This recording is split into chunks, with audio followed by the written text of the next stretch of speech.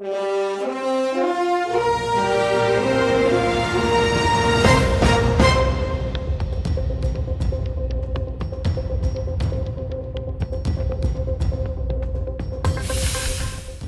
نەبێت. بەهۆی بایکۆتی زۆرینەی فراکسیۆنەکان دانیشتنی ئەمڕۆ دووشەممەی ئەنجومەنی نوێنەرانی عێراق بۆ هەڵبژاردننی سەرۆکۆمار بەهۆی تەواو نەبوونی ڕێژەی یاسایی پەرلەمانتاران لە هۆڵی کۆبوونەوەی پەرلەماندا. کۆبوونەوەکە بۆ کاتێکی نادیار دواخرا. ئەگەرچی بڕیار بوو ئەمڕۆ ئەنجومەنی نوێنەرانی عێراق دانیشتنی تایبەت بە هەڵبژاردننی سەرۆکۆماری عێراق بەڕێوەبەرێت، بەڵام نیسابی یاسایی پەرلەمانتاران ئامادە نەبوون و دەستەی سەرۆکایەتیش پەرلەمانی جێهێشت. بەهۆی ئەوەی زۆرینەی لایەنەکانی وەک ڕەوتی سەدر، چوارچەوەی هەماهەنگی، هاوپەیمانی سەروەری سونەکان و پارتی بایکۆتی کۆبوونەوەی ئەمڕۆی پەرلەمانیان کرد بۆ هەڵبژاردننی سەرۆکۆمار. کۆبوونەوەکە ڕێژەی یاسایی ئامادەبوونی پەرلەمانتارانی تەواو نەکرد. بەبێ زانیاریەکان کۆبوونەوەی پەرلەمانی عێراق تا دەرچوونی بڕیاری دادگای فیدراڵی دواخراوە کە بە جۆرەی یاسا لە ماوەی 3 ڕۆژدا پێویستە وەڵامی سکاڵاکان بداتەوە و وادەی نوێی کۆبوونەوەی نوێ دیاری دەکات و نازانرێت کەی ئەنجام دەدرێت.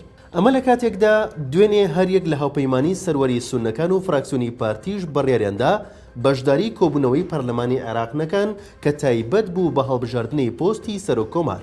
لای خۆشیەوە چوارچەوەی هەماهەنگی شیعەکان داوای کرد لایەنەکان کۆبوونەوەی ڕاوێژکاری زیاتر ئەنجام بدەن لە پێناو گەیشتن بە چارەسەرێک کە لەگەڵ دۆخی ئەمڕۆدا گونجاو بێت. ئەوەش لە کاتێکدایە کە ئەنجومەنی نوێنەرانی عێراق بەرنامەی کاری دانیشتنی ئەمڕۆ دووشەممە 7 شوباتی 2022 بڵاو کردوێتەوە و تێیدا بانگشتی پەرلەمانتارانی کردبوو بۆ دانیشتنی دووەم کە تایبەتە بە هەڵبژاردننی سەرۆکۆماری عێراق. دوێنێژ دادگای فیدراڵی عێراق بڕیاریدا کاندیدبوونی هۆشیار زێباری بۆ پۆستی سەرۆکۆماری عێراق ڕاگرێت و ڕایگەیاند کاندیدبوونی زێباری پێشەلکاری بەرچاوی مادەی 68 دەستورە. دادگای فیدراڵی هۆکاری ئەم بڕیارەی گەڕاندۆتەوە بۆ نەبوونی مەرجە یاساییەکان لە کاندیدبوونی بۆ سەرۆکۆمار، هەروەها هەنگاوەکانی خۆکاندیدکردن و پەسەندکردنی لەلایەن سەرۆکایەتی پەرلەمانی عێراقەوە بە هەنگاوێکی نادەستوری ناوبردووە کە پێچەوانەی مادەی 68 لە دەستوری عێراقا. هەروەها لە بڕیارەکەی دادگادا ئاماژە بەوە کرابوو ئەم بڕیارە لەسەر سکاڵای یاسایی 4 پەرلەمانتارانی عێراق بووە کە 3 پەرلەمانتاریان لە فراکسیۆنی یەکێتی و پەرلەمانتارێکیشان سەربەخۆ بووە کە تیایدا سکاڵا لەسەر هۆشیار زێبەری تۆمارکراوە بە تۆمەتی بەهەدەردان و خراپ سوودوەرگرتن لە دارایی و موڵکی گشتی ئەو کاتەی کە وەزیری دەرەوە و دارایی عێراق بووە. هاوکات لە خاڵی دووەمی بڕیارەکەی دادگای فیدراڵیدا هاتووە کە هۆشیار زێباری لە ساڵی 2018 بە نووسراوی ژمارە 98 سکاڵای لەسەر بووە و بانگشتی دادگا کراوە، بەڵام ناوبراو ئامادەی بەردەم دادگا نەبووە.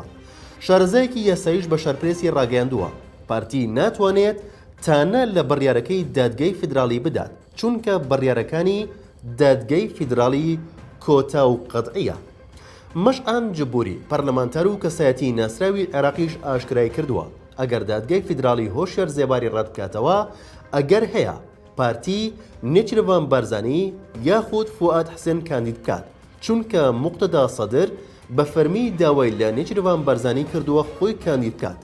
مەشعان جبوری دەژڵێت لە سبەینەوە جارێکی تر دەرگای خۆکاندیدکردن بۆ پۆستی سەرۆکۆمار دەکرێتەوە، بۆیە پێویستە پارتی کاندیدی یەدەگی هەبێت، چونکە ئەگەر هەیە کێشەیەک بۆ کاندیدبوونەکەی هۆشیار زێباری دروست بێت. لە کاتی سەردانەکەی بۆ لای موقتەدا سەدر بە فەرمی سەدر داوای لە نێچیروان بارزانی کردووە خۆی کاندید بکات، بەڵام نێچیروان بارزانی تا ئێستا ڕەزامەندی لەسەر ئەو پرسانیشان نەداوە.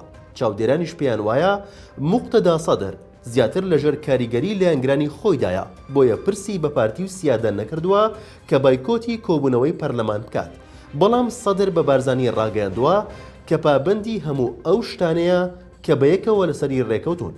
لەو کۆبوونەوەی سەدر و نێچیروان بارزانیشدا سەدر پێی وا بووە کە هۆشیار زێباری کێشەی یاسایی هەیە، بۆیە پێی وتووە تا دادگای فیدراڵی ئەو پرسایی یەکلایی دەکاتەوە بایکۆتی دانیشتنی پەرلەمان دەکات.